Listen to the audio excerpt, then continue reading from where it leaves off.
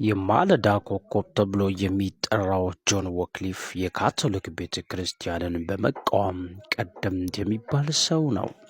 የማለዳው ኮከብ ማርቲን ሉተር ከመነሳቱ ከ100 ዓመት በፊት የተነሳ የታድሶ መደላደልን የፈጠረ ትጉ ሰው ነበረ። በካቶሊክ ቤተ ክርስቲያን መጽሐፍ ቅዱስ በሌላ ቋንቋ መተርጎም ምን ሊያስከትል እንደሚችል ያወቀ፣ የሚመጣውን ሁሉ ለመጋፈጥ ተዘጋጅተው ለመጀመሪያ ጊዜ ከላቲን ቋንቋ ወደ እንግሊዝኛ ቋንቋ ተርጉሞ በሰዎች የዕለት ተዕለት መግባቢያ ቋንቋ እንዲዳረስ ያደረገ የወንጌል አርበኛ ነው። ጆን ወክሊፍ ከሪችመንድ አጠገብ በምትገኘው ሃይፔስዊል በተባለች የእንግሊዝ መንደር በ1320 ዓመተ ምህረት ተወለደ።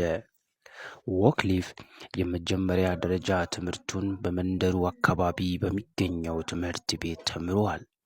ከዚያም በኦክስፎርድ ዩኒቨርሲቲ ሎጂክና ፍልስፍናን በትጋት የተከታተለ ሲሆን የሕግ፣ የሂሳብና የነገረ መለኮት ትምህርቶችንም ተከታትሏል። እንዲሁም በባቢሎን ኮሌጅ ማስተርስ ትምህርቱን ተምሯል። ወክሊፍ ቃለ እግዚአብሔርን ማጥናት ያዘወትራል።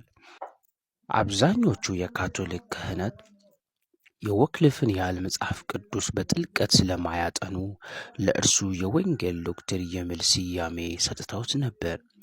ጆን ወክሊፍ ሊቅ፣ ፈላስፋ፣ የነገረ መለኮት ምሁር፣ የመጽሐፍ ቅዱስ ተርጓሚ፣ የቤተ ክርስቲያን አዳሽና የእንግሊዝ ቤተ ክርስቲያን ቄስ በመሆን ያገለገለ ሰው ነበረ። በ14ኛው ክፍለ ዘመን የነበረውን የካቶሊክ ቤተ ክርስቲያን ከመስመር የወጣ ስርዓትን ተጽዕኖ ፈጣሪ በሆነ መልኩ የተቃወመ፣ ለፕሮቴስታንት ተሐድሶም መጸነስ የራሱን አስተዋጽኦ ያበረከተ ሰው ነበር።